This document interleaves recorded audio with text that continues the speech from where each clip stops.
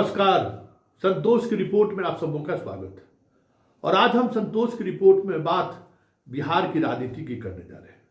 आखिर बिहार की राजनीति में हो क्या रहा है?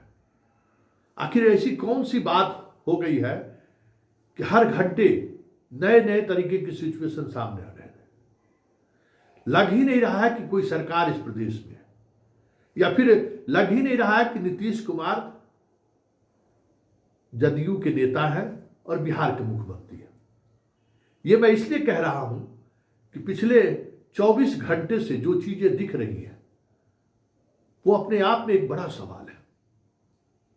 अमित शाह का बयान, अमित शाह के बयान के बाद कल जदयू की प्रतिक्रिया देखा होगा आपने, किस तरीके की उन्होंने प्रतिक्रिया दी। और आज नीतीश कुमार जिस तरीके से अंबेडकर की तस्वीर के सामने हाथ जोड़े खड़े हैं, और वो तस्वीर मुख्यमंत्री के ऑफिशियल आईडी से मीडिया को जारी किया जा रहा है। क्या मतलब है? कुछ तो बात है। मुख्यमंत्री क्या संदेश देना चाहते हैं कि हम अंबेडकर के मामले में हमारा स्टैंड अलग है, लेकिन इस फोटो के तस्वीर के सामने आने के बाद जैसे ही मीडिया में खबरें चलनी शुरू हुई, विश्लेषण होना शुरू हुआ, वाद विवाद शुरू हुआ, चर्चाएं शुरू हो गई कि ना अब कुछ न कुछ बिहार में होगा, और किस स्तर पर होगा ये भी लोग कयास लगाने शुरू कर दिए अपने अलग अलग तरीके। स्वाभाविक है, नीतीश कुमार सांकेतिक तौर पर कमल का फूल बनाए थे, याद होगा, और वो चंद महीने के अंदर कमल का फूल के साथ वो चले गए। आज जिस तरीके से अमित शाह से सवाल पूछा गया, वो सवाल जैसे प्लांटेड लग रहा था, आज ठीक उसी तरीके से वो तस्वीर भी सामने आना लग रहा था जैसे पहले से निर्धारित हो। बवाल मचा, अचानक दिल्ली में प्रेस कॉन्फ्रेंस की गई। संजय झा और ललन सिंह प्रेस कॉन्फ्रेंस किए, और उस प्रेस कॉन्फ्रेंस में एनडीए के साथ मजबूती से खड़े होने की बात कही गई। और ये सब कुछ चल ही रहा था, फिर एक ट्वीट जारी हुआ, एकजुट एनडीए बिहार 2025 में फिर से नीतीश कुमार। ये ट्वीट आने के बाद अभी बात आगे बढ़ ही रही थी कि फिर दूसरा ट्वीट आएगा। और इस ट्वीट में पिछले ट्वीट से अलग ये था कि नीतीश कुमार माला के अंदर है मोदी के साथ। पहले ट्वीट में हाथ मिलाए हुए, लेकिन बात वही है, 2025 में फिर से नीतीश कुमार। और ये सब चीजें चल ही रही थी कि शाम होते होते एनडीए घटक दल की बैठक, प्रदेश अध्यक्षों की बैठक 3 दिन के अंदर में दूसरी बार बना ली गई। मतलब अजीब लग रहा है, समझ में नहीं आ रहा कि आखिर खेल क्या हो रहा है, कौन कहां किस तरीके से किसके लिए खेल रहा है, यह भी समझ में नहीं आ रहा है। कौन ट्विटर पर ट्वीट करवा रहा है जदयू में, कभी कभी यह भी संदेह होने लगता है क्या वाकई में ये नीतीश कुमार के द्वारा ट्वीट हुआ है या फिर कुछ और है। क्योंकि आज ही हमने चर्चा की थी कि जदयू पूरी तौर पर 2 भागों में विभक्त हो चुका है, और वो बंटवारा अगड़े और पिछड़े का हो चुका है। एक तरफ ललन सिंह और अशोक चौधरी और संजय झा है कहा जा रहा है, दूसरी तरफ जितने भी बैकवर्ड लीडर है वो है। श्रवण कुमार संजय झा के यहाँ इसलिए गए थे कि मनीष वर्मा से उनकी अबादत चलता है, तो वो वहां गए। पार्टी में और कोई नहीं गया था मंत्री, सिर्फ श्रवण कुमार गए थे। तो ये भी एक इंडिकेटर है कि जदयू के अंदर ही कुछ न कुछ चीजें चल रही है।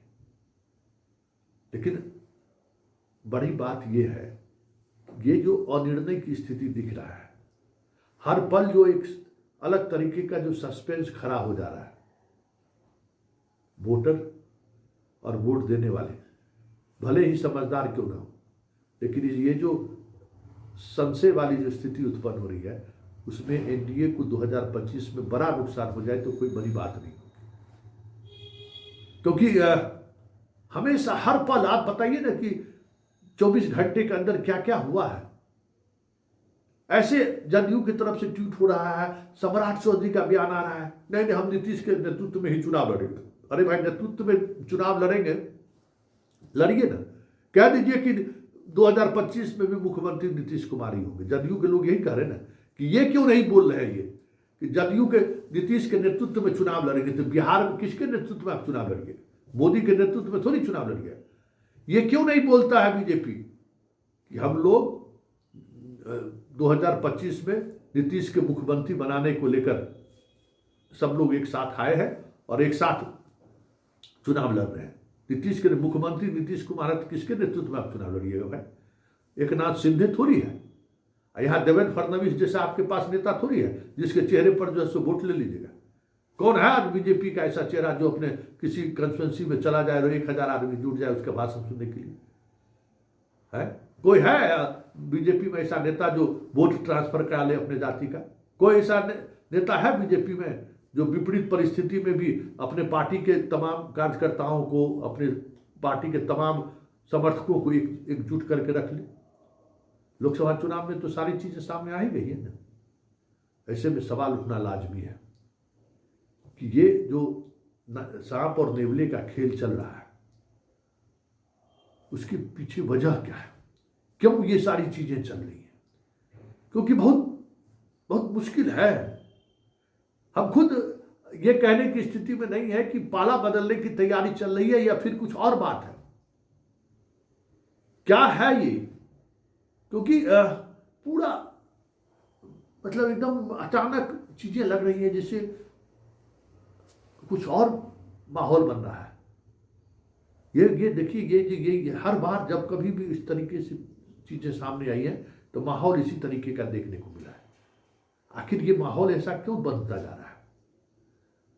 हर घंटे ट्वीट के सहारे सफाई देने की जरूरत क्यों पड़ रही है जदयू को? और बीजेपी के तमाम बड़े नेता ये कहने के लिए क्यों मजबूर हो रहे हैं बार बार कि नीतीश से है, नीतीश से है, विजय बिहार में बाहर है, नीतीश कुमार है, बिहार में बाहर है, नीतीश कुमार है? इसका मतलब कि अंदर खाने में कुछ चल रहा है, और जो चीज अंदर खाने में चल रहा है वो आने वाले चंद दिनों में ही सामने आपको होता हुआ दिख जाए तो ये भी कोई बड़ी बात नहीं होगी, क्योंकि ये सब कुछ तरीके से चल रहा है और एकदम सही दिशा में ले जाने की कोशिश हो रही है, और उसको रोकने की कवायद जदयू अंतिम दम तक करते हुए दिखे, इसके को लेकर ये ट्वीट वगैरह चल रहा है। प्रवक्ता में देखिए ना, आज ही अम्बेडकर को लेकर नीरज का क्या बयान है? पार्टी लाइन से ठीक विपरीत जो संजय झा बोले, जो ये बोले, उसके ठीक विपरीत इन्होंने बोला है। लग ही नहीं रहा था कि नीरज जो है सो संजय झा जिस तरीके से बोले, ललन सिंह बोले, लग ही नहीं रहा था कि नीरज जदयू के प्रवक्ता है। तो ये सारी चीजें जो हो रही है, संकेत साफ है कि बिहार एक बड़ी राजनीतिक अस्थिरता की तरफ बढ़ रहा है, और ऐसे में जदयू पे बड़ा टूट हो जाए तो ये भी कोई बड़ी बात नहीं होगी। जरा देखिए, अभी आनंद फानंद में सब फिर एनडीए घटक दलों की अध्यक्ष की बैठक बीजेपी दफ्तर में बुलाई गई है, और क्या कह रहे हैं जरा सुनिए आप लोग भी। घटक दल के तमाम अध्यक्ष क्या कर 3 दिन के अंदर में, याद होगा 3 दिन पहले बैठक हुई थी जिसमें दिलीप जायसवाल बोले कि नीतीश के नेतृत्व में होगा, नीतीश जी का कोई सानी नहीं है, और कल होकर बयान से पलट गए। और अभी दिल्ली से आए हैं बैठक करके, यहाँ बैठक बुला लिए हैं कि हम 25 तारीख, अरे 15 तारीख के कार्यकर्ता सम्मेलन, बीजेपी का कार्यकर्ता सम्मेलन के लिए कुछ करने की जरूरत है? आज जदयू के पास कार्यकर्ता को, बाकी जितना एनडीए के जो लोग हैं उसके पास कोई कार्यकर्ता है क्या? तो फिर इसके लिए अभी से 15 तारीख की तैयारी अभी से इस तरीके से करने का मतलब क्या है? मतलब साफ है कि वो जो एक माहौल बन रहा है उस माहौल में बीजेपी नीतीश कुमार उनके पोल से बाहर ना हो जाए, इसके लिए तमाम तरह की जुगत बिठा रखा है। और ये कोशिश यही है, जहां कहीं भी थोड़ी सी भी संदेह की बात सामने आ रही है, बीजेपी के लोग थोड़ा सक्रियता बढ़ा दे रहे हैं। तो क्या माना जाए कि खेला होगा या फिर कुछ गिव एंड टेक वाली बात होगी? क्योंकि नीतीश कुमार आज अम्बेडकर के सामने खड़े होकर प्रणाम करते हुए तस्वीर जारी करके संदेश साफ दे दिया है कि अम्बेडकर की सूझ पर हम आपके साथ नहीं हैं। और ये संदेश काफ़ी है शाह और मोदी के लिए कि आगामी चुनाव में अगर नीतीश कुमार बाहर का रास्ता अगर अख्तियार करते हैं तो उनके पास बहुत ही वाजिब तर्क होगा और वाजिब इशूज भी होगा, जिसके सहारे बीजेपी को बिहार में कास्ट के पॉलिटिक्स के उस नैरेटिव में फंसा लेगी जदयू, जिससे अभी तक बचते रहने की कोशिश नीतीश के सहारे करता रहा है।